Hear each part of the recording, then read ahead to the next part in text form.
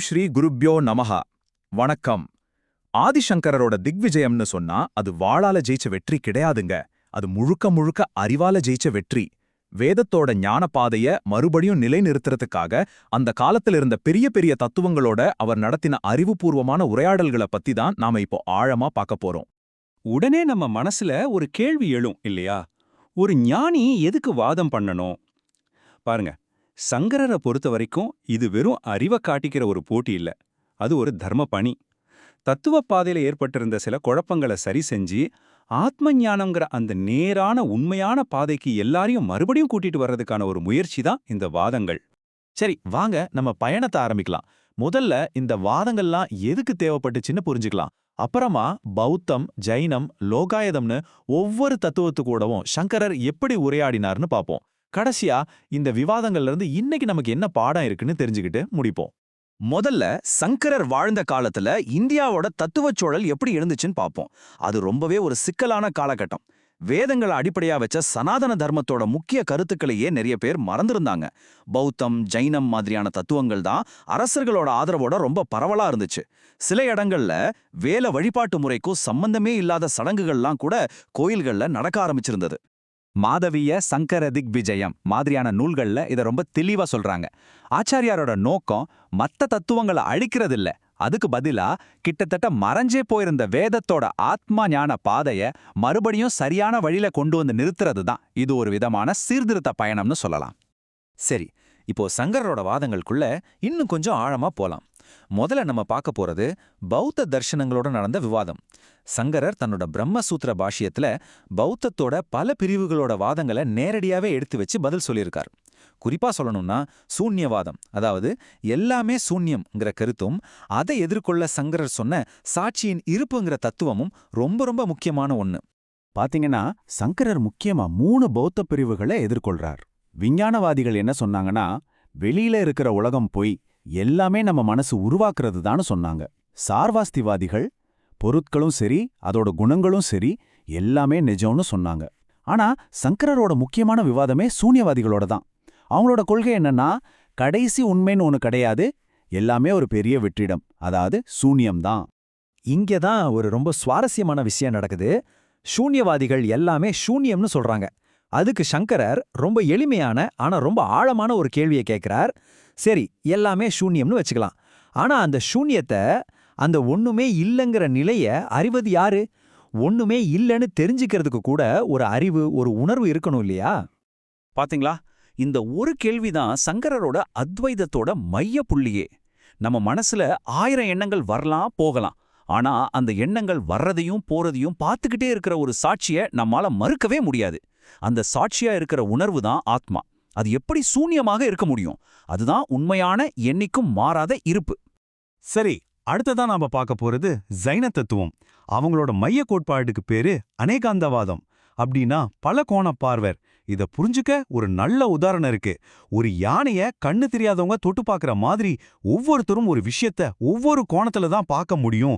அதனால எந்த ஒரு விஷயத்துக்கும் முழுமையான ஒரே ஒரு உண்மைன்னு ஒண்ணு கிடையாதுன்னு அவங்க வாதிட்டாங்க. அதனால ஜைன தத்துவம் என்ன சொல்லுதுன்னா, எந்த ஒரு கருத்தையும் உறுதியா சொல்ல முடியாது, இது இப்படியும் இருக்கலாம் அப்படியும் இருக்கலாம்னு தான் சொல்லணும். இங்கேயும் சங்கரர் ஒரு அற்புதமான தர்க்க ரீதியான கேள்வியை கேட்கிறார். சரி, நீங்க சொல்ற மாதிரி எல்லாமே சார்புடையது தான். அப்போ நீங்க சொல்ற இந்த எல்லாமே சார்புடையது கருத்து மட்டும் முழுமையான உண்மையா, இல்ல அதுவும் சார்புடையது தானா? யோசிச்சு பாருங்க. இந்த கேள்வி அவங்களோட தத்துவத்தோட அடித்தளத்தையே அசைச்சு பாக்குது.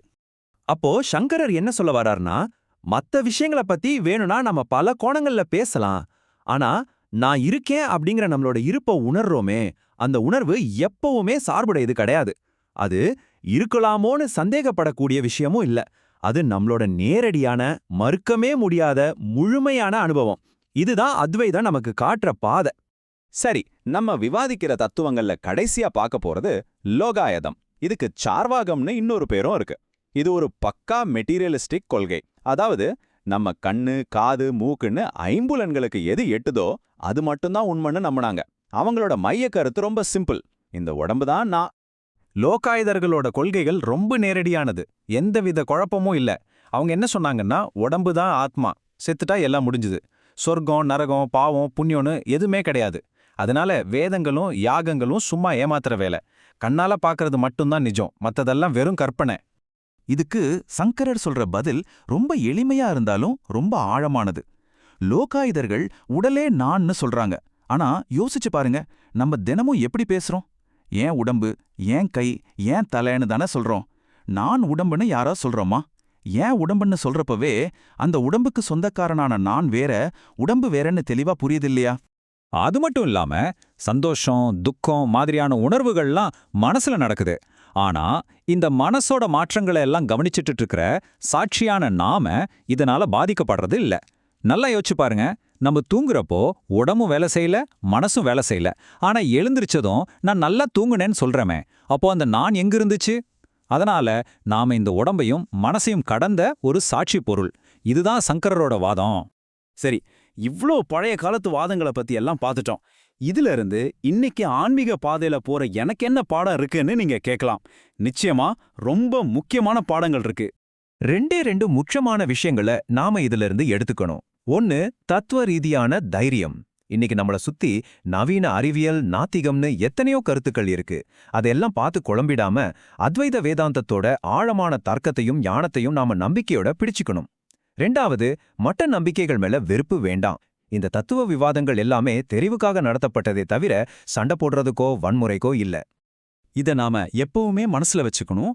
சங்கரர் மாதிரியான ஞானிகளோட நோக்கம் தத்துவ ரீதியா உண்மையை நிலைநிறுத்துறது மட்டும்தான். அந்த வாதங்களை நாம என்னைக்கும் மத்தவங்க மேல வெறுப்ப காட்டுறதுக்கான ஒரு காரணமா பயன்படுத்தவே கூடாது. தத்துவ உரையாடல்களுக்கு மரியாதை கொடுப்போம், ஆனா அத ஒரு வன்முறையைக்கான கருவியா மாத்திடக்கூடாது. சரி, கடைசியா உங்களுக்கு ஒரு கேள்வி.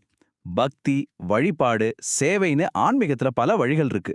இதோட சேர்த்து நாம போற பாதைய பத்தின ஒரு தத்துவ தெளிவும் அவசியமான்னு நீங்க நினைக்கிறீங்களா? இத பத்தி கொஞ்சம் யோசிச்சு பாருங்க. இந்த விளக்கத்தோட உள்ளடக்கம் ஆதிசங்கரரின் வாழ்க்கையை பற்றிய ஒரு கண்ணோட்டம் மட்டும்தான். இது அவரது தெய்வீக வாழ்க்கையின் நிகழ்வுகளோட முழுமையான விவரம் கிடையாது. மேலும் விரிவான பதிப்புக்கு பார்வையாளர்கள் அவரது வாழ்க்கை வரலாற்றோட அசல் நூல்களை படிக்கிறது நல்லது. பார்த்ததற்கு நன்றி. ஞான் கோஷ் ஒரு பன்மொழி சேனல் ஆகும். இங்கே நாங்கள் ஆங்கிலம், ஹிந்தி, மராத்தி, தமிழ், பெங்காலி மற்றும் குஜராத்தி மொழிகளில் ஆன்மீக ஞானத்தை பகிர்ந்து கொள்கிறோம். மேலும் பல முக்கிய மொழிகள் விரைவில் வரவிருக்கின்றன.